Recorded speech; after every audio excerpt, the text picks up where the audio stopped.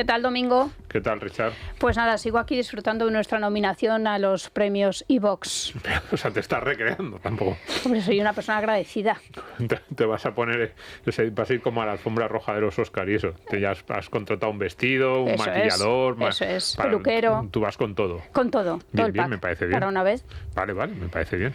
Y mira, también están nominados... Has ensayado discurso de aceptación y la cara, por si no te lo dan, la cara de pena, de decepción. Pues esa no se puede ensayar. Esa no se puede ensayar, No, vale, no, vale. esa no. Yo soy optimista. Bien, Pienso bien. que me lo van a dar. Perfecto. Sí. No te voy a dejar hablar. Vale. Porque claro, yo ya tengo tanto preparado, tú no podrás decir nada. Me parece bien. Bueno, los finalistas en Empresa y Tecnología, Kaizen, que te sonará también. Sí. Buenos estocásticos que Ya estuvieron me por suenan aquí. todos. Tiskra, Sí. el estoico, Inversión Racional. Inversión racional es el de Luismi, que digo que ese amiguete hizo ¿Cómo nos gane Luismi? el máster de inversión conmigo. Bueno, pues estaría encantado, la verdad es que es muy buen chaval y no me, a ver, ya no estoy tan metido en el tema como tú. Me gustaría que me lo dieran, pero no pasa Píldoras nada. del conocimiento. Bien, bien. Bueno, muchas gracias a iVox por la nominación. Y a todos los recomendamos. Desde luego, yo los que conozco, por ejemplo, Luismi, a los de Value Investing, que están con nosotros, son muy buenos podcasts de los temas que tratan, así que los recomendamos todos. Pues nada, pues esto es por nuestros oyentes. Por supuesto. Porque los seguidores, por los oyentes, Pues porque nos han escuchan, votado, ¿no? porque nos aguantan Eso es. y porque se niegan a hacer caso al título de este podcast. Exactamente. Economía para quedarte sin amigos. ¿A Eso qué es. esperamos? Poco a poco. A partir de hoy, el programa de hoy. El programa de hoy va a ser duro. Sí, bastante. ¿Qué tal? ¿Cómo estáis? Bienvenidos a Economía para quedarte sin amigos. ¿Y tú qué necesitas? ¿Eres más de necesitar una piscina climatizada en tu pueblo? ¿O de saber cuánto te cuesta esa piscina climatizada municipal a la que nunca vas? ¿Qué necesitas? ¿Qué percibe el político de turno que tú necesitas? ¿Cuáles son tus preferencias? Otra. ¿Ves normal gastarte más en tu casa, de puertas hacia adentro, que en el portal y las escaleras de tu casa? Entonces, ¿por qué las zonas comunes de tu comunidad de vecinos no las ves igual que las zonas comunes de tu pueblo? Son solo ejemplos de actitudes como ciudadano y como votante. No es la primera vez que decimos por aquí que los políticos solo quieren seguir siéndolo y dar a la gente lo que creen que quieren para ser populares o socialistas o lo que sea. Que los políticos viven en tu mismo mundo, sociedad, y sus resortes son los mismos que te mueven a ti. A ver si resulta que Sánchez es lo que tocaba. Que a Sánchez lo hemos hecho entre todos y es un hijo de nuestro tiempo. A ver si resulta que Sánchez somos todos. ¿Tú qué necesitas? ¿Qué tal? ¿Cómo estáis? Bienvenidos a Economía para quedarte sin amigos. ¿Qué tal, Domingo? ¿Qué tal, Richard? Hoy te gustará esta canción. Es facilona, es un indie facilón. Sí, pero no la conozco. Wolf the Moon, ¿te suena ese grupo? No. De Cincinnati, de Ohio. No.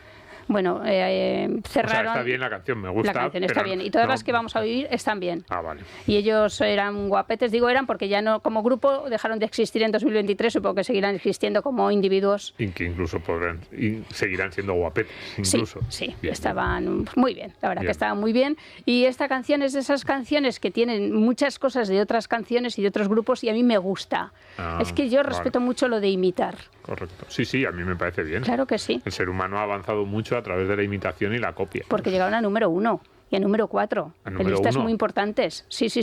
O sea, En listas estadounidenses, claro. Ah, vale. Sí, No, sí. pues yo no los conocía, pero vamos, me parece bien pues echaré un vistazo a la discografía. Bueno, pues nada, que hoy nos vamos a quedar sin amigos porque vamos a decirles algo así como disfruten lo votado.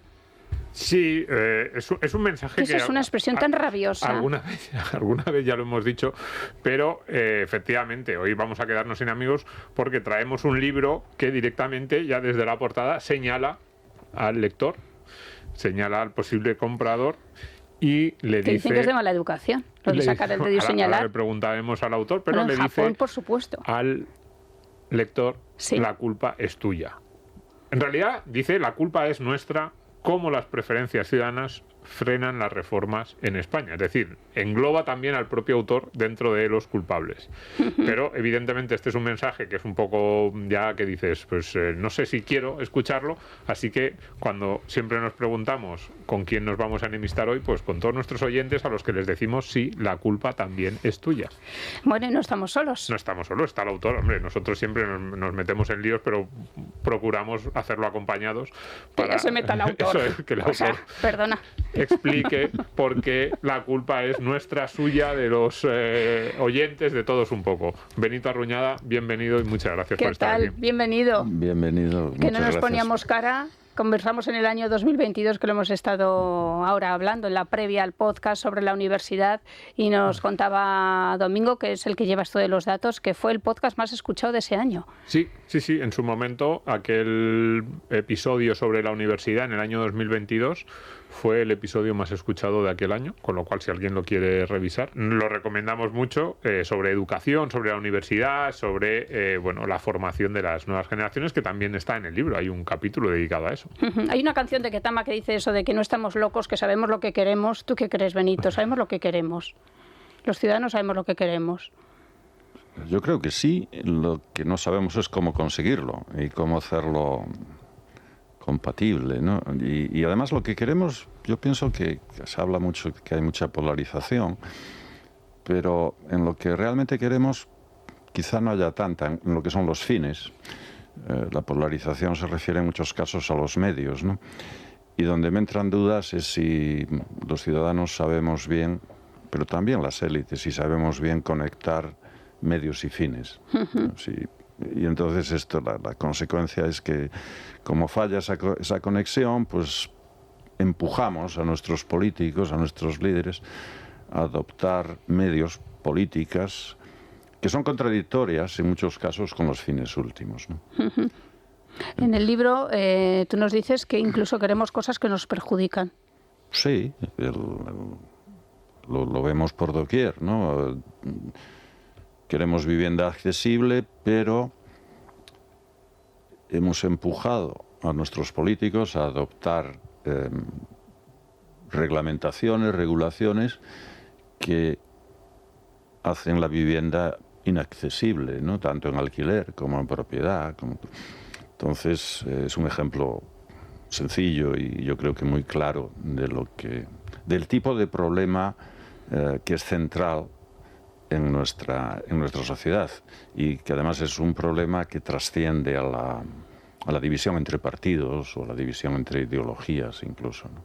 No, esto es interesante porque yo creo que la principal tesis, la más polémica y alrededor de la que se articula el libro, es que la queja general del español medio no es cierto. La queja general del español medio, ¿cuál es? Es que estos políticos no hacen nada, es que nos están fallando, es que son unos inútiles o son corruptos en ocasiones. Y sin embargo yo diría que la tesis principal del libro no es que los políticos nos hayan fallado, no es que estén haciendo lo contrario de lo que habían prometido en campaña, o no es que sean unos corruptos, sino que nos dan más o menos lo que nosotros les hemos pedido. Lo que pasa es que les pedimos medidas que luego no tienen el resultado que nosotros imaginábamos quizás que iban a tener esas medidas. Sí, grosso modo es lo que es la tesis del libro y es lo que yo creo sucede, ¿no? Todo ello con matices. Un matiz de ellos lo mencionaba Domingo hace un momento, con la frase esta desgraciada, yo creo, del disfruten de lo votado, ¿no? Porque, claro, el título el título de este libro, La culpa es nuestra, suscita, parece ser ambiguo, a mi juicio no lo es La culpa es nuestra, quiere decir, mi intención era que dijera la culpa es de todos, y cuando digo de todos me refiero a todos, élites, masas, intelectuales, etcétera. Pero me da la impresión de que se está entendiendo a menudo la interpretación que se hace es un poco sesgada, ¿no? Esta es una de ellas, por ejemplo, que disfruten lo votado, porque, bueno, grosso modo se entienden dos cosas, se entiende, ¿no? O sea, digamos, la élite, tanto política como intelectual, tiende a interpretar, no, la culpa es de las masas, lo cual, esto no, la culpa si es de todos, también es de las élites. Y quizá incluso si fuéramos a repartir responsabilidades, pues va. Pero en esta línea del disfruten lo votado me preocupa más en que incluso aquellos que tienden a pensar o a compartir la idea de que los ciudadanos, el ciudadano común, comparte una buena dosis de responsabilidad, pues tiende a atribuir la culpa a los otros. Y los otros, como los otros, pues podemos entender de distintas posiciones, pues ideológicas, políticas, identitarias, lo que se quiera, pues simplemente los rivales. Y honestamente no creo que sea cierto. Hay una expresión que es la gente. Es claro, que la gente... no creo que, sí, pero la gente, muchas veces quien habla de la gente se excluye de la gente. Por supuesto, Entonces claro. creo que este es un error muy fundamental y que tendríamos que madurar en este sentido para, incluso resumiendo mucho, diría, para ser auténticamente democráticos. Hay algo que dice Benito y se va a entender, y es que todos somos Pedro Sánchez. Sí, bueno, yo no sé si eso lo dice Benito realmente así, dicho así, pero podría haberlo dicho. Podría haberlo dicho. Yo escribí hace años que el sanchismo es que hacemos mal y está muy de moda, ¿no? Stanley Payne lo ha dicho ahora, Sí. Bueno, lo ha dicho, no directamente, pero en un artículo importante en el Wall Street Journal. Y hay otros autores españoles que también lo afirman en otros términos, es decir, bueno, es que es una anomalía, ¿no? Claro, tiene mucha raigambre esto de que el político que toma decisiones radicales que claramente cambian el sistema político, es muy cómodo tratarlo como una anomalía. Yo escribí hace ya años, creo, o meses, que haríamos bien en entender a Pedro Sánchez más como un síntoma que como una enfermedad. Tiene mucho de retórica, pero tiene algo de verdad, en que desde luego si Pedro Sánchez es el exponente máximo de un régimen desgraciado que nos está llevando a un deterioro muy notable, es cierto, pero las raíces no empiezan en el 2018 de nuestros problemas, las raíces hay que rastrearlas a los años 80 con decisiones que destruyen gran parte de los mecanismos constitucionales de separación de poderes y además lo hacen para hacer una serie de reformas en esos años, empezando por la universidad, ¿no? Y un poco más tarde por la educación en general, reformas que yo creo que hoy, al valorarlas, debemos verlas claramente como reaccionarias. Quiero decir que en los años 80 se impone una especie de despotismo ilustrado que retrospectivamente vemos pues, que realmente tenía poco de ilustrado. O sea, digamos, se lamina la separación de poderes para tomar unas medidas de reforma que en realidad son reformas en buena medida negativas en cuanto a educación, en cuanto a la organización de la administración pública, en cuanto a las cajas de ahorros, muy claramente, bien que lo hemos pagado en plena crisis, cuando se politizan las cajas de ahorros, etcétera, etcétera, ¿no? Entonces, o sea, no es solo que el despotismo ilustrado no sea democrático, es que además, bueno, dicho de alguna manera, era poco ilustrado, ¿no? Y lo que viene después, con el paréntesis de dos gobiernos de derechas que en este sentido en el fondo hacen muy poquito o nada por restaurar el equilibrio institucional, pues es lógico que tarde o temprano el sistema degenerará. Y lo que estamos viendo es esa degeneración, ¿no? Sí, es verdad, yo lo he dicho muchas veces, que los políticos son un reflejo de la propia sociedad, que no son unos aliens que han aterrizado aquí. Por eso a veces no me gustaba mucho cuando se hablaba de casta, de clase.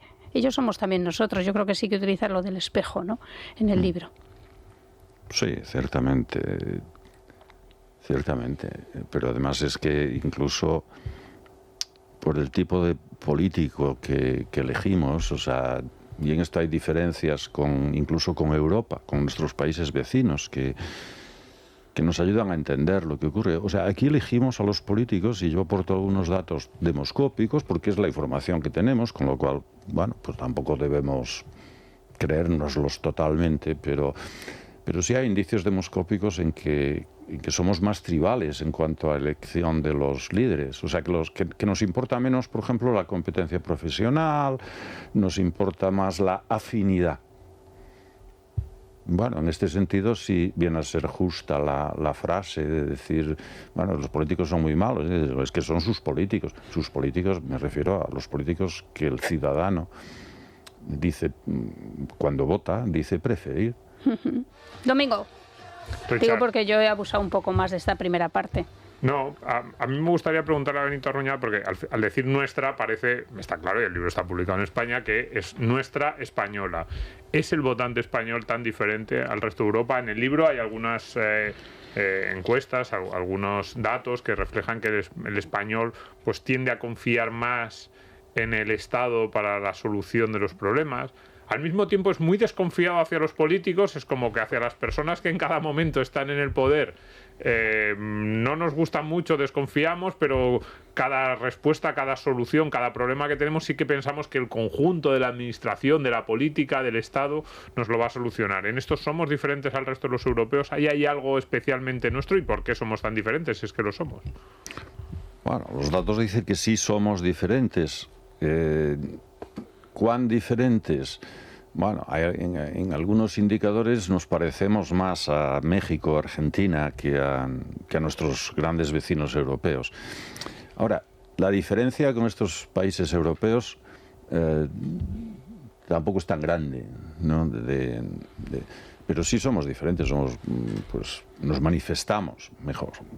Más que somos diferentes, decimos, reconocemos serlo. Quiero decir, porque si se basa en encuestas, pues es lo que decimos, ¿no? ¿Qué decimos? Decimos ser más estatistas, más partidarios de la regulación, más confiados en el Estado. Queremos que el Estado sea responsable de nuestro bienestar, que es una cuestión clave, ¿no? Y regule más los precios, los salarios, etcétera, etcétera, etcétera, y más empresa pública. Y después hay una variable que es complicada, pero muy interesante, que es que nos manifestamos como más contrarios a la competencia, ¿no? Y esto tiene su miga, porque además se relaciona con la meritocracia. O sea, uno podría pensar, es lógico que si la sociedad se considera que no es meritocrática, pues seamos más contrarios a la competencia. Y ahí se forma, yo sospecho, una cuestión clave, que se forma una especie de círculo vicioso, ¿no? ¿Envidia? Sí, envidia también, pero si centrándonos en meritocracia y competencia, claro, uno está dispuesto a tolerar más competencia si la sociedad es meritocrática, pero si no es meritocrática, menos competencia, ¿no? Hay buenas razones para pensar que nuestra sociedad no es muy meritocrática, con lo cual justificaría que la gente sea contraria a la competencia, porque la competencia en realidad no es una competencia productiva, sino es una competencia que está sesgada por favoritismos, por lo que sea. Lo que ocurre es que esa dinámica, de hecho, yo pienso, nos está llevando a hacer que la sociedad sea todavía menos meritocrática. Claro. Y entonces entramos en un círculo vicioso perverso, ¿no? Este tipo de circularidades, yo tengo la intuición, y hay análisis en el libro que desarrollan esta idea, ¿no? de que deberíamos romperla.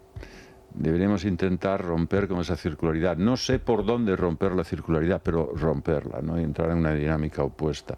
Además, tenemos motivos para ser optimistas en este terreno, porque lo que vemos es que allí donde hay competencia, una competencia sana, organizada, una competencia sobre bases institucionales sólidas, pues los españoles apostamos por competir y lo hacemos bastante bien, ¿no? El caso del deporte es muy obvio y está a la vista de todo el mundo, ¿no? Invertimos, arriesgamos, o sea, la gente se hipoteca para entrenar a sus hijos en cuanto despuntan, etcétera, etcétera, ¿no? Hablabais de educación al principio. Hay una cosa que comentan los profesores a veces un poco deprimidos, es decir, es que los mismos padres que se me quejan de que no sea exigente en matemáticas toleran que el entrenador de fútbol sea un déspota con sus niños y les exija mucho y no sé qué. Hombre, a mí lo que me lleva a pensar es, ¿cuál es la diferencia? ¿Cuál es la diferencia si uno invierte en educación o invierte en deporte? El deporte sabemos cómo está, tiene sus reglas. Relativamente para el resto del país, pues esas reglas quizás sean más estables, más racionales, dicho de alguna forma breve, más justas. Mientras que en educación, pues uno no sabe si lo que vale, además tal como está la educación, en la que básicamente se ha convertido en consumo más que en inversión, pues al final uno no sabe si invirtiendo o gastando más en educación realmente va a ser es una forma de competencia limpia o más bien de competencia ruidosa, en donde al final todo va a depender del enchufe de algunos de los competidores, ¿no? Cierto. Haces otro comentario sobre esta idea del español que confía en las soluciones al Estado, que a mí me gusta mucho. Dices la fe en el poder casi mágico de la norma escrita. Es decir, esta idea que muchos ciudadanos tienen en España de que alguien ponga por escrito mis deseos y mis deseos se cumplirán. Pones el ejemplo de la regulación de los alquileres que ya comentabas. Si alguien pone por escrito que las viviendas tienen que tener un precio máximo, que nadie va a poder sacar la vivienda al mercado a un precio con unas condiciones que no va a poder echar al inquilino, todos tendremos al día siguiente una casa barata, cómoda en la que vivir, será muy sencillo encontrar una vivienda. Y dices, y pasa exactamente lo contrario, porque tú puedes ponerle por ley un precio máximo, pero no puedes obligar a la gente a que la saque en alquiler, no puedes obligar a la gente a que no la venda, no puedes obligar a la gente a que no te quiera cobrar en B un sobreprecio, etcétera, todas las derivadas que hemos visto en el caso de la vivienda. Y sin embargo, sigue teniendo el español esa idea de esto se soluciona con otra ley. Generas una ley que todavía produce más problemas de los que había antes de la ley, dices cómo solucionar esos nuevos problemas, una ley que sea el doble o el triple, doble la apuesta y que sea todavía más en esa dirección. Sí, padecemos, no sé, podríamos llamarlo idealismo legislativo, ¿no? O una especie de hay una expresión, por ejemplo, muy reveladora, que es el concepto de voluntad política. Es que falta voluntad política para dictar la ley que nos va a resolver todos los problemas. Claro, es muy triste porque es muy disparatado. Quiero decir, este idealismo legislativo no funciona, hemos visto que no funciona no funcionaba ni en la Unión Soviética, ¿no? ni en sistemas planificados de economía. ¿Por qué? Porque al final la gente se busca la vida en los resquicios que le da. Claro, legislando de esta manera y con ese círculo vicioso de legislación y más legislación y más legislación, pues acabamos sovietizando la economía, ¿no? Que es alejándola del mercado.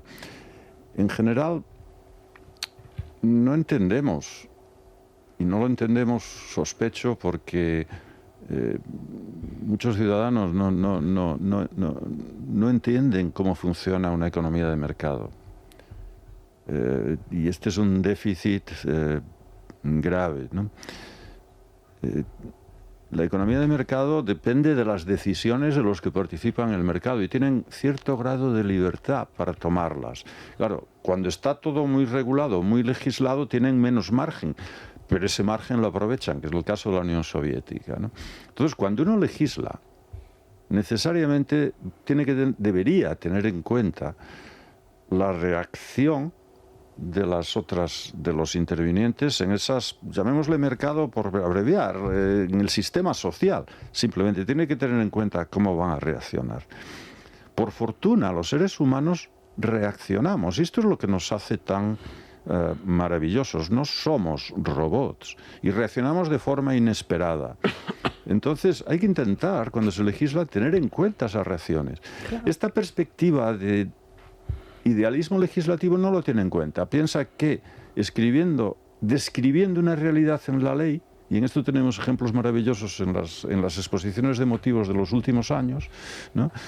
Describiendo una realidad más o menos deseable en un texto legal, que eso se va a hacer realidad. No es cierto y en muchos casos es completamente contradictorio. Sí, también hablas de lo que nos gustan ahora, las leyes bonitas. Sí, bueno, es este caso, ¿no? De leyes bonitas, leyes que definen, además en muchos casos contradictorias con el contenido sustantivo buena, de la ley, ¿no? Buena. Que en la exposición de motivos describe una realidad, esa realidad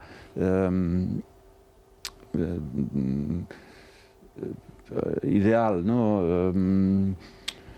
Claro, la contradicción es flagrante con la concreción real de esos preceptos legislativos, ¿no? El caso de los alquileres, ¿no? Que estamos padeciendo. Pero claro, la tentación, como decía Domingo, la tentación en el caso de los alquileres, y hay propuestas circulando, es de doblar la apuesta, ¿no? Y doblar la apuesta y doblar la apuesta. Después de doblar la apuesta 3 veces, pues podríamos acabar pues, en la Unión Soviética de los años 20, 30. Expropiando las casas. Pero luego además a mí me hace mucha gracia en ese mismo capítulo 3 en el que hablas de las preferencias de las preferencias ciudadanas, en el que dices, estas leyes nos gustan que sean intervencionistas, en España hemos ido pidiéndole eso a nuestros políticos y creemos que la ley lo va a resolver todo, pero cuando esas leyes intervencionistas afectan a la mayoría de la población, entonces nos gustan menos, y entonces cuando nos sentimos interpelados, no interpelados por la ley, sino nos sentimos afectados en primera persona, ahí retrocedemos. Y pones el caso, que a mí siempre me ha hecho mucha gracia como economista, del servicio doméstico. Porque muchas de las normativas laborales que nosotros como trabajadores exigimos a nuestros jefes, derecho de despido, vacaciones pagadas, todo ese tipo de cosas, cuando llegan al servicio doméstico, entonces en general protestamos, y de hecho la normativa laboral que cubre el servicio doméstico es muchísimo menos intrusiva que la que rige al trabajador por cuenta ajena normal. Y entonces decimos, hasta que llegue ahora Yolanda, como empleadores no queremos que se nos apliquen las normas que exigimos que se le aplican a nuestro empleador. Y me parece un ejemplo muy divertido y muy real. No, es real, pero es que además es que démonos cuenta de que la regulación laboral pretende proteger a la parte débil, al trabajador. Es decir, el trabajador más débil, por diversos motivos, y la propia Organización Internacional del Trabajo lo afirma, el trabajador del servicio doméstico es el más débil. Es el más débil porque trabaja en unas situaciones de soledad, incluso de confinamiento, etcétera, etcétera. No hace falta entrar en detalles, ¿no? O sea que de aplicar este argumento de debilidad tendría que estar más protegido, no menos. Y lo que sabemos es que está muchísimo menos. Incluso, comparativamente con otros países, pues tiene menos protección aquí que en otros países de nuestro entorno. Claro, la consecuencia es que España, con este régimen liberal, relativamente liberal de servicio doméstico, pues consumimos más servicio doméstico que el resto de países europeos, pero muchísimo más, ¿no? Es flagrante la contradicción, claro. Yo no creo que eso sea malo. O sea, yo creo que es uno de los pocos aspectos de la economía española que funciona. No, ahí tenemos un segmento del mercado de trabajo liberalizado. Sí. Relativamente está, podríamos decir, totalmente liberalizado comparativamente al resto. Con algunas matices, pero sí. Sí, de hecho, claro, la empleada mañana no le convence y se va a otra casa. Claro, no, y el despido es sin causa. No hace falta alegar causa, con el argumento de que la confianza, hace falta confianza. Tampoco es tan cierto. Es decir, o sea, hay muchas actividades empresariales, no de servicio doméstico, donde la confianza es incluso mucho más importante y donde, digamos, el trabajador es responsable, por ejemplo, de activos mucho más valiosos que aquellos que están siendo utilizados en el servicio doméstico. O sea, esto es una explicación falaz, muy hipócrita, ¿no? Pero la hipocresía queda de relieve incluso en términos de derecho del trabajo. O sea, el derecho del trabajo ha inventado conceptos nuevos para disimular esa realidad. A ver, en general el libro yo creo que habla de dar cierta batalla cultural. Sí. Porque realmente, yo fíjate, leyendo el libro me acuerdo también de Milei y de lo que ha supuesto la llegada de Milei a Argentina, ya no el cambio político, sino realmente la batalla cultural, el cambio de esquemas, es decir, entrar y de verdad tocar ahí la fibra e intentar cambiar conceptos que están totalmente arraigados en nosotros y que son imposibles de cambiar. Benito, en algún momento si hablas, por ejemplo, de por qué no nos comportamos como en una junta de vecinos, muchas veces, ¿verdad? Y todo esto, ya por cerrar un poco, me lleva también a una conclusión, claro, leyendo el libro, y es que sí, a mí ya no me importa que los políticos estén despegados de la realidad, porque casi lo doy por hecho, pero claro, que nuestra sociedad cada vez esté más despegada de la realidad, eso no es viable. Tampoco es... nos hemos dado un sistema que oculta los costes de las decisiones que tomamos, en buena medida, ¿no? En algunos aspectos de manera muy obvia, ¿no? El gasto público. El gasto público, bueno, sí, sabemos que pagamos impuestos y demás, pero la mayor parte de los impuestos que pagamos no somos conscientes de estar pagándolos. ¿no? Entonces esto yo creo que es un déficit esencial, ¿no? Ahora, y hay una pregunta muy difícil, es decir, ¿por qué lo hacemos así? Hombre, podríamos pensar, no, porque no queremos verlo, ¿no? Si nos tomamos en serio que quien manda es el ciudadano, pues incluso en esto. O podemos pensar que simplemente el sistema está montado precisamente para engañar sobre la realidad al ciudadano y retener el poder de organizar las cosas como a nosotros nos guste, como nos guste pues, a cierto tipo de élites, ¿no? Que no necesariamente son élites económicas, sino sobre todo intelectuales. Periodísticas también. Periodísticas, si se quiere, en cierta medida políticas, pero bueno, pero mucho menos disciplinadas que las políticas. Pues las políticas tienen elecciones, pero las élites intelectuales no tienen elecciones. No se someten a... Para el intelectual es muy cómodo, ¿no? Pues recetar, ¿no? Porque no tiene que ir a las elecciones. Entonces, algo que resulta bastante cómico, pues es el intelectual que se queja de que el político no le hace caso, ¿no? Y el político muchas veces no le hace caso porque las soluciones que le han propuesto los intelectuales son soluciones contradictorias con los deseos de la gente, aunque sean soluciones racionales. Pero fíjate, hay un momento en el libro en el que hablas de el propio interés del ciudadano como motivación para pedir determinadas políticas. Es decir, no solo porque alguien podría pensar, o sea, que elegimos mal porque no sabemos las consecuencias, porque somos pues muy estatistas, porque no conocemos cuáles van a ser las derivadas de esas elecciones, pero en el libro también apuntas, cuidado, puede que estemos eligiendo mal, entre comillas, o eligiendo medidas que son malas para el conjunto del país porque a nosotros nos benefician. Sí. Esa búsqueda de rentas en la que se ha transformado la democracia occidental, que, oye, sí, a lo mejor para el país esto es malo, pero a mí me llegan 200 euros más al mes, así que no me importa y yo voy a apoyar a aquel que me garantice esos 200 euros. ¿De esto también hay mucho? Sí, claro que hay mucho y es una vertiente que complica extraordinariamente la realidad, porque esas dos vertientes del problema yo creo que están presentes y interactúan, ¿no? En sí. Por un lado, somos buscadores de rentas, ¿no? Y en este caso, pues, aunque fuéramos completamente racionales y tuviéramos información perfecta, ¿no? Pues como buscadores de rentas pues podríamos entrar en interacciones, en juegos, en política que lleven a soluciones subóptimas para el conjunto, ¿no?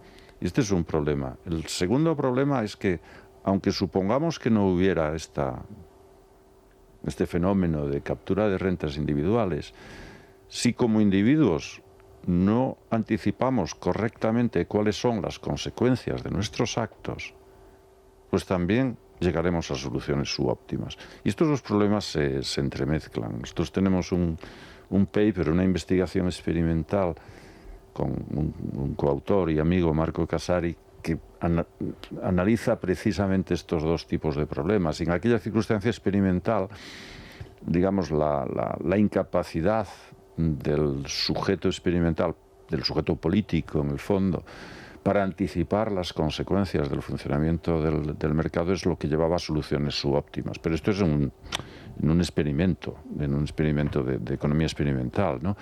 En la realidad, pues yo creo que están presentes los dos fenómenos. El libro en general, bueno, cabalga esta interacción como puede, que es complicado, más o menos suponiendo en distintos capítulos que se centran una de las partes o en otra, ¿no? Sin preocuparse mucho por la interacción entre ellas, porque bastante complicado es cada uno de ellas por separado, ¿no? Pero los dos están presentes, claramente. ¿Y a las élites qué les decimos? ¿Qué élites? Porque hay que distinguir, por lo menos hay que distinguir entre élites, yo creo, políticas, económicas, pero intelectuales. No están todas, ¿no?, tejidas.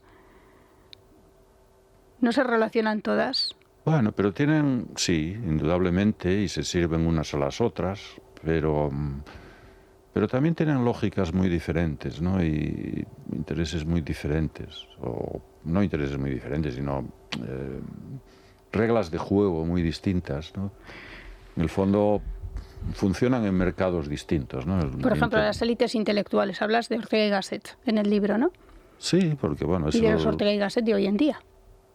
Un poquito, sí, sobre todo al inicio, ¿no? Pero al inicio el libro hace un poco, bueno, un examen de posibles culpables, ¿no? Y señalando como, describiendo más o menos como todos, intelectuales incluidos, pues tenemos responsabilidad en lo que está ocurriendo, ¿no? Ortega es un ejemplo, simplemente que, bueno, por la influencia que ha tenido y aún tiene, y también por este paralelismo con las actitudes actuales, pues tiene vigencia y tiene cierta importancia, ¿no? Hay mucho idealismo en Ortega, ¿no? Y es parecido, diferente a los idealismos que se ven ahora en los intelectuales, pero comparte muchas actitudes, sobre todo, por ejemplo, una actitud de no hacerse responsable de lo que dice, de lo que propone, ¿no? No es eso. O sea, hablamos de la Segunda República. De la Segunda República, o sea, cuando primero incendia o contribuye a incendiar el país y después cuando las masas, por así decirlo, o parte de las masas hacen cosas que no le gustan, que le desagradan, pues dice, no es eso. Pero incluso en ese momento y posteriormente no reconoce nada de ningún elemento de culpa, básicamente, ¿no? Sigue echándole la culpa a la Restauración. Hay un episodio muy bonito en que le echa la culpa a la Restauración porque tardó en darle cancha a los políticos más o menos republicanos. Hombre, si hubieran dado cancha antes hubieran quemado el país. Vamos, es que... Pero es verdad que hoy leemos muchas columnas de opinión, a lo mejor vamos a actos y nos reunimos con élites desde médicos, escritores, profesores, universitarios, gente que firma estudios, y todos tienen como una solución. A mí lo que me preocupa del intelectual, sobre todo, y del economista en particular, ¿no? Es que muchas veces la solución técnica, problema de pensiones, la solución técnica es clara, ¿no? O más o menos clara, teniendo en cuenta, suponiendo qué es lo que quiere la gente y demás, ¿no? Pero claro, los políticos de uno y otro bando no están por la labor. Entonces, hay un cierto número de intelectuales que se enfada en ese momento porque, digamos, el político no hace lo que idealmente me parece superficial, ¿no? Es decir, el político,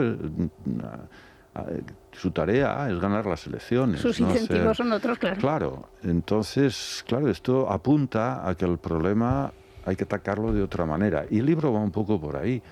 Hay que ir un poco al... quizá podemos decirlo así, la tesis dominante es que lo que falla en España es el sistema de transmisión de preferencias. O sea, el sistema político no transmite bien las preferencias de los ciudadanos, ¿no?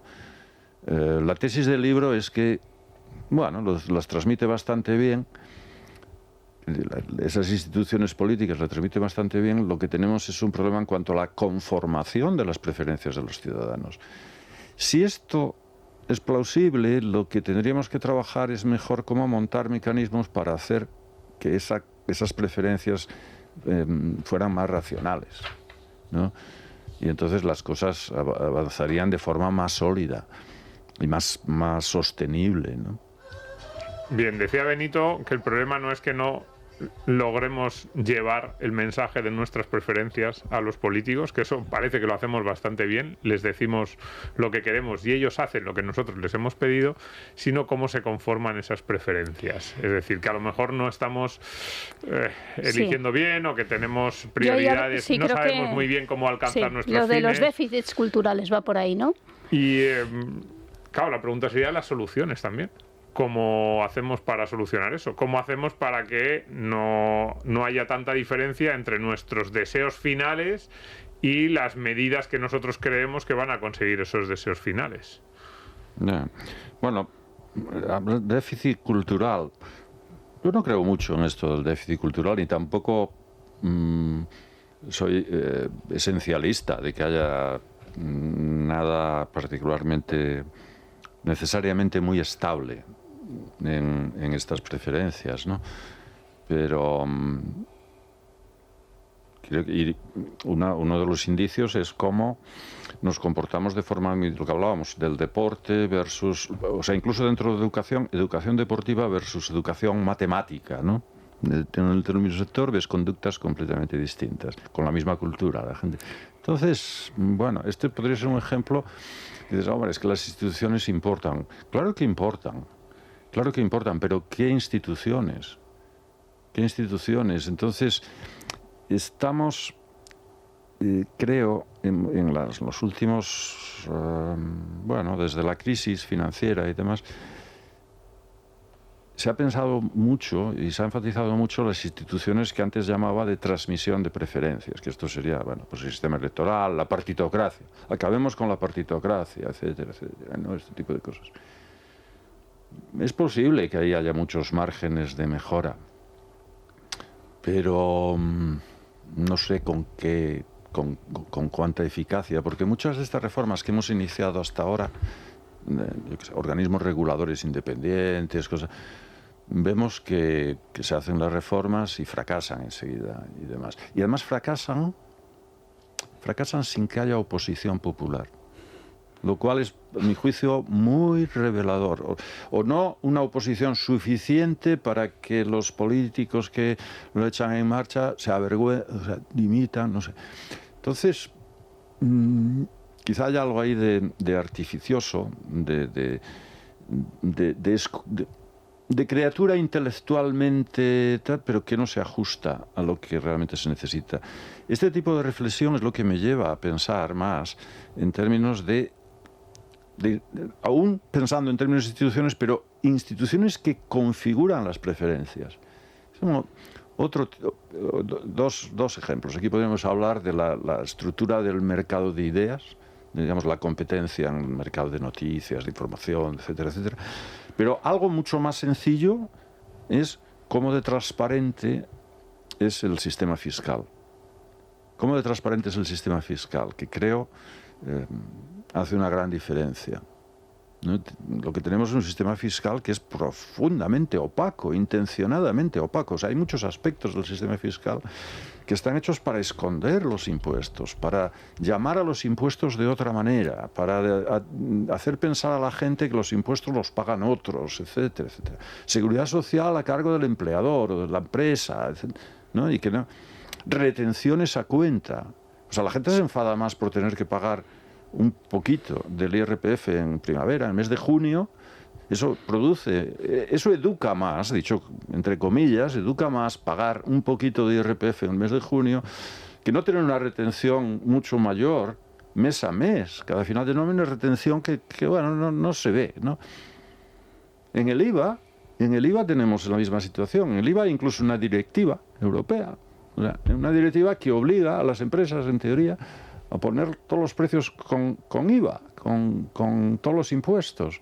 Claro, la justificación es razonable. Es decir, hombre, de esta manera el consumidor puede tomar decisiones mejor informadas, ¿no? Y desde luego el mercado comercial, por así decirlo, funcionará mejor porque las decisiones están mejor informadas. Pero claro, no nos engañemos. En esa decisión del consumidor, digamos, interviene el mercado comercial, pero también está tomando una decisión política, porque gran parte de ese precio va destinado a financiar el gasto público. Por lo tanto, digamos, en términos técnicos, la asimetría de información del mercado comercial quizás se reduce, pero estamos simultáneamente aumentando la asimetría de información con todos los riesgos, todos los problemas que ello causa en el sistema político. Porque estamos disimulando lo que cuestan los servicios públicos. Claro. Sí, bueno, sí. Esa es una reivindicación clásica de este programa. Sí. Sí, que nunca te alegres de lo que te devuelva Hacienda, que ya era tuyo. Pero no solo eso, sino... Alguna vez hemos dicho que yo lo he dicho desde luego, que si yo fuera ministro de Economía y me dijeran solo puedes aprobar una norma durante todo tu mandato, no sería bajar impuestos, sería cambiar la definición de sueldo bruto en España y que la definición de sueldo bruto incluyera las cotizaciones, el conjunto de las cotizaciones sociales. Solo tomaría, si solo me dijeran solo una, esa, y a ver qué pasa 4 años después y a ver si efectivamente hay esa toma de conciencia. El profesor Rodríguez Brown, que también es un clásico de este programa, él propone que haya que ir a pagar los impuestos el día 1 de cada mes o el día 1 de abril, cuando se abre la campaña sobre la renta, que tuvieras que ir a pagar todo el IRPF de una sola vez al banco, tú mismo, además. Es lo que sucede en Suiza, excepto o sea, Suiza solo hace retenciones, si entiendo correctamente, solo hace retenciones a los no residentes. Pero los residentes no tienen retenciones, entonces tienen que... y bueno, hay muy distintas modalidades, pero habría intervenciones muy sencillas en este terreno. Por ejemplo, no sería muy costoso, no sería muy costoso hacer 2 apuntes en la cuenta corriente. Nosotros, que las nóminas se pagan generalmente por transferencia bancaria, pues hacer 2 apuntes del bruto y de los, digamos, de todas las retenciones y descuentos, ¿no? De toda la seguridad social, etcétera. La seguridad social, pues se podría como mínimo unificar las denominaciones. En realidad es un impuesto al trabajo, pues llamémoslo como tal. Bueno, un impuesto, una carga al trabajo, pues llamémoslo como tal, ¿no? De todas maneras, esto además yo creo que sería una medida muy democrática, porque como ha dicho Domingo, ¿no? Esto no prejuzga nada sobre si el gasto público es mayor o menor. Simplemente clarifica las cosas, ¿no? Que usted sepa cuánto está pagando cuando firma un contrato de trabajo y o sea, qué sueldo está usted cobrando realmente y qué impuestos está pagando. Y lo mismo cuando consume cualquier tipo de producto, ¿no? Y entonces, bueno, mi ideal en este sentido sería que el ciudadano sepa lo mejor posible cuáles son los números y decida en consecuencia. Yo tengo mi opinión en este terreno. Yo pienso que por diversas razones, pues un Estado limitado funciona mejor, y además funciona mejor como Estado, en lo que realmente debe funcionar como Estado, ¿no? De seguridad, de justicia, etcétera, etcétera, defensa. Pero si los ciudadanos, después de conocer mejor los números, piensan de otra manera, pues me parecería bien. Es decir, lo que me parece profundamente injusto o incluso inmoral es mantener a la ciudadanía en la penumbra, ¿no? En una ignorancia que además no se resuelve con educación, tal y como la educación la entendemos normalmente, porque la educación la carga el diablo. Quiero decir, esa educación para la ciudadanía pues se convierte fácilmente en propaganda. Entonces, por ahí no vamos a resolver las cosas. Si resolvemos algo si el ciudadano simplemente está mejor preparado y es más capaz de pensar en términos abstractos y más capaz de hacer matemáticas, si está mejor instruido, pero no es el tipo de formación ciudadana tal como se la entiende, que al final me temo que en muchos casos puede ser perjudicial. La verdadera formación es la que surge como consecuencia, como un subproducto de la interacción cotidiana en las transacciones. O sea, el que sepamos que cuando llenamos el depósito del coche de combustible, pues la mitad de lo que pagamos, grosso modo la mitad, no es por el combustible, es por servicios públicos. Bueno, que está muy bien, se puede incluso que sea conveniente pagar más, menos, no lo sé. Hombre, las comunidades de vecinos nos alertan. Las comunidades de vecinos son un ejemplo, a veces yo lo he usado como ejemplo, y antes lo mencionabas, Nuria, ¿no? Porque las comunidades de vecinos hay más claridad, se pagan mes a mes generalmente, hay derramas, ¿no? Y entonces hay más claridad de quién paga qué. Claro, consecuencia, en las comunidades de vecinos, si alguien hace las cosas mal, un presidente, un administrador, aunque sea de nuestro partido, lo cesamos, ¿verdad? Nadie sigue votándole porque la gente incluso emocionalmente se siente robada o se siente que le han faltado al respeto y reacciona emocionalmente. Eso es bueno. Claro, esto no lo vemos en política, lo vemos de forma perversa, porque estamos muy alejados, ¿no? Habría que recuperar algunos de esos principios. Claro, la consecuencia cuál es, que como vemos en las comunidades de vecinos, probablemente hay disfunciones también, disfunciones que puede que vayan en el sentido opuesto. Quiero decir que la disfunción, en general, en muchas comunidades de vecinos, la observación es que los servicios comunes, por ejemplo, tienen menos calidad que las viviendas individuales, ¿no? Quiere decir que se está subinvirtiendo en los servicios comunes. Es posible. Probablemente lo que está pasando en algunos servicios hoy en día en España es lo contrario, que se sobreinvierte. O pasaba, ¿no? Los AVEs o sí, más. Claramente los trenes es que justo ahora es un ejemplo. Tenemos unos AVEs que no corresponden con el nivel de desarrollo del país y que además están infrautilizados, etcétera. Pero a la ciudadanía le encanta porque no ve los costes. Claro. ¿No? Claro. Pero puede ocurrir en otros ámbitos del sector público, ¿no? Está ocurriendo cada vez menos porque, claro, la prioridad política es pagar sueldos públicos y pensiones. Entonces, bueno, esto lo hemos visto durante el COVID, ¿no? Que nos subieron los sueldos, nos subieron las pensiones y lo seguimos viendo. Y ahora mismo hay unas negociaciones, bueno, que van a volver a subirlos. Es increíble, ¿no? Es volver increíble. a subir los sueldos públicos. Y las pensiones. Al margen de ¿Y cómo salimos la realidad. de ese círculo? Yo me he apuntado aquí como posibles soluciones y ver Resucitar a Thatcher. Sí, no, había puesto un líder carismático que enseña a la gente, porque yo creo que esas preferencias ciudadanas también en parte son una respuesta a lo que lo dicen los líderes de aquellos partidos políticos, de aquellas corrientes políticas con las que ellos se identifican. Es decir, yo creo que es verdad que los ciudadanos lanzamos mensajes a nuestros políticos y que nuestros políticos en general nos hacen caso, pero cuidado, si un político, por ejemplo, de un partido de derecha se pone a lanzar mensajes pro mercado, lo que tienes 3 años después es que la gente que se considera de derechas es más pro mercado de lo que era antes.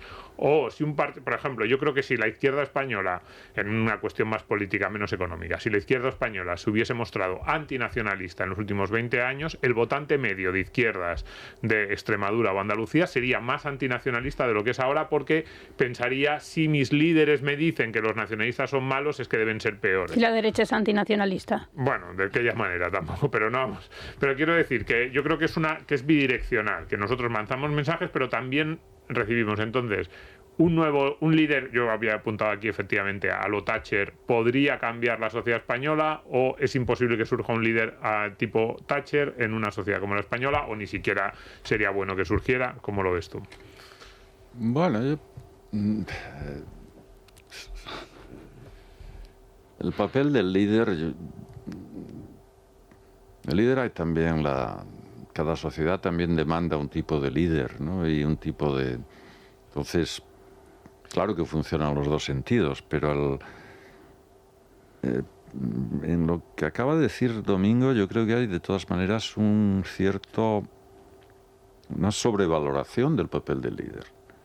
Incluso, dicho con comillas y con todo el respeto, una sobrevaloración un poco católica, con comillas, ¿no? Es que no nos pastorean bien. Los mansos. Vamos, yo aspiro a vivir en una sociedad donde mande el ciudadano. O sea, yo no veo mal que mande el ciudadano. Y esto del papel del líder y demás me da un poco de peligroso. Es peligroso. Preferiría Por supuesto que el líder tiene un papel sí, pero lo pongo en otro término. Educativo, pero... Por ejemplo, en Argentina, yo no sé si van a salir bien o mal las reformas de Milei, pero si un personaje como Milei, Argentina, alguna vez hubiese intentado un camino diferente. Bueno, sí, pero ¿por qué ha salido Milei ahora y no hace 20, 30, 40 años? Quiero decir, bueno, Argentina estaba en una situación límite, muy límite, ¿no? Entonces, volvemos a lo de la demanda. Milei ha tenido éxito también porque había una población importante que demandaba a alguien como Milei, ¿no? Entonces, pero bueno, esto es hablar, casi hablar por hablar, ¿no? No se trata en el libro este papel de liderazgo. Sí he entrado algo en el libro a pensar en el papel de líder de una manera más modesta, como gestor de márgenes, ¿no? Y de hecho esto es algo que podemos generalizar. O sea, ¿qué puede hacer cada uno, cada ciudadano, cada intelectual, cada profesor, cada maestro, cada periodista, ¿no? ¿Qué puede hacer? Hombre, gestionar el cierto margen de libertad. Todos estamos muy restringidos en nuestras acciones, ¿no? Y a nadie se le debe pedir que sea un héroe, pero sí que por lo menos aproveche el margen de libertad que tiene dentro de unas determinadas restricciones, ¿no? Entonces, pensando en el líder, pues claramente sí tiene margen de libertad, ¿no? ¿Qué exige ejercer ese margen de libertad? Pues estar preparado, por ejemplo. Un líder político debe saber por dónde va el mundo,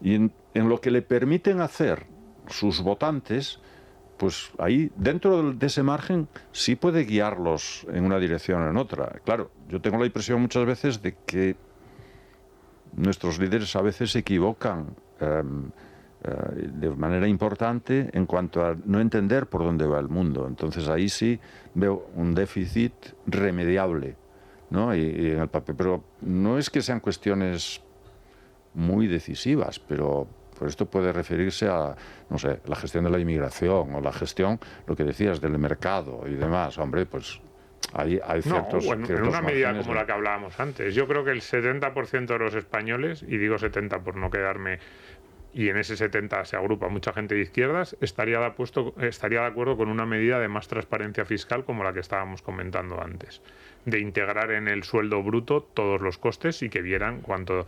Desde luego los votantes, ¿tú crees que le interesa? Los votantes del PP y Vox, por ejemplo, a ver cuántos votantes del PP y Vox dicen que están de acuerdo contra esa medida, que tiene un coste presupuestario cero. Es cambiar la norma y decir, a partir de ahora en la nómina te aparece coste bruto, desglose de cuántos impuestos te cobran, IRPF y cotizaciones sociales, y resultado neto, y aún más con esa medida que decía Benito de que te llegue en 2 días al banco. Yo también alguna vez en el Juan de Mariana lo hemos propuesto, que te llegue el día 1 la nómina total y el día 2 el recorte, y que del día 1 al día 2 no puedas disponer de ese dinero que te habían ingresado el día 1. Yo creo que no tengo muy claro cuántos de los votantes, por ejemplo, de los partidos de derecha en España dirían estoy en contra de esa medida. Pero claro, necesitas un líder que lo proponga. Por eso digo que ahí a mí sí que yo creo que hay un papel de la política que... Ahora se habla mucho, por ejemplo, de déficit democrático constantemente, y más ahora con este 50 aniversario y la transición y para arriba y para abajo. Y yo no sé si también forma parte de ese déficit democrático tener una oposición que está esperando a heredar. Es posible. Claro, o sea, hay unas páginas ahí sobre la oposición, ¿no? Sí. En el libro, hablando de élites políticas, pues se trata los gobernantes actuales, los gobernantes del pasado, de los que hablamos antes hace un momento, y también se habla algo de la oposición. Claro, la oposición, estar a la espera, pues es un poco, esa actitud de estar a la espera es nociva, yo creo. Nociva porque además suscita dudas, y en el contexto actual yo creo que produce un desplazamiento de voto, ¿no?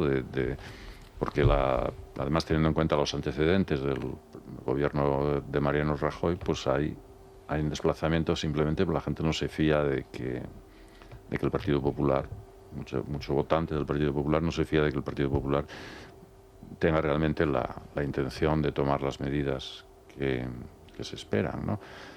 Claro, en esta situación al parecer hay gente que no quiere, digamos, comprometerse por temer a asustar a sus votantes. Claro, esto es algo que yo no entiendo muy bien, porque en el fondo es estar llamando niños a sus votantes. Claro, hay esta actitud me parece bastante perversa,